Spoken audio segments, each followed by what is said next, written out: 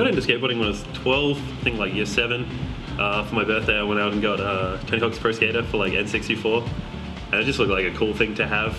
And after like watching all the different tricks you could do and realizing that you could like do a bunch of basic tricks and combine them, like, you know, kickflip, shove it, get varial flips going, I was like, oh, that looks really cool, I'm gonna go out and try that. And it was great, because it's pretty good at it on Nintendo, but really bad at it in real life. So it was like, had that little motivation to learn all the tricks you actually had to keep at it. Because it's like, I knew they were there, I seen them.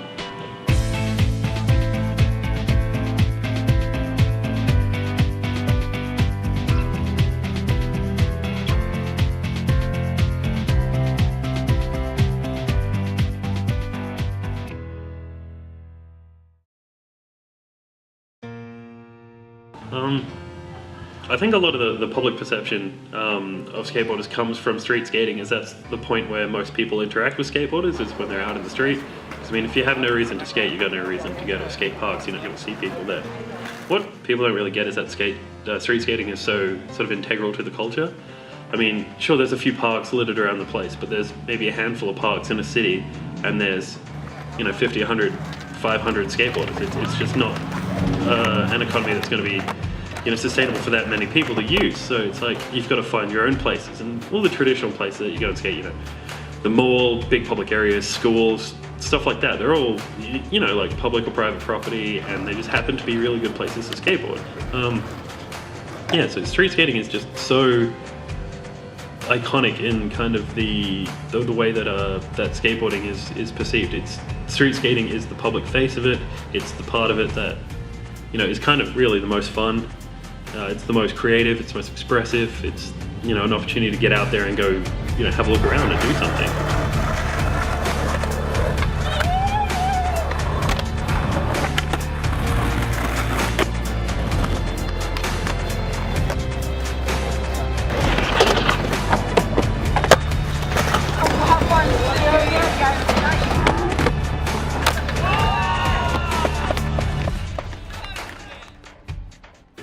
Sure, the arguments get a bit different if you're like, you know, if you're in private property, you know, like some schools or stuff like that get a bit iffy about it. But it's like, if you're not really causing any major damage, if you're not really taking the opportunity to use the space away from someone else, then there's no real good argument other than you shouldn't be here.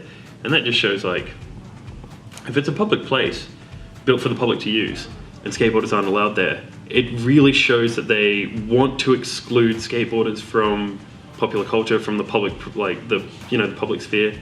It just, you know, really shows that the system is maligned. It's just, apparently we're just bad people, you know.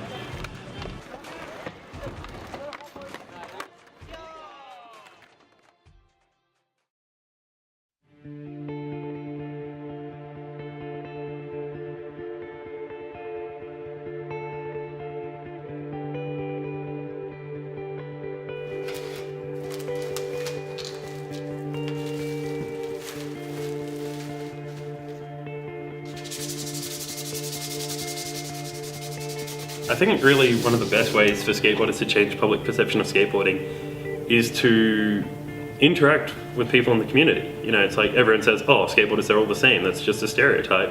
Until they meet them, until they find, like, you know, I'm not looking to, you know, cause trouble, harm, damage, anything. I just want to go and skate. It's a thing I do.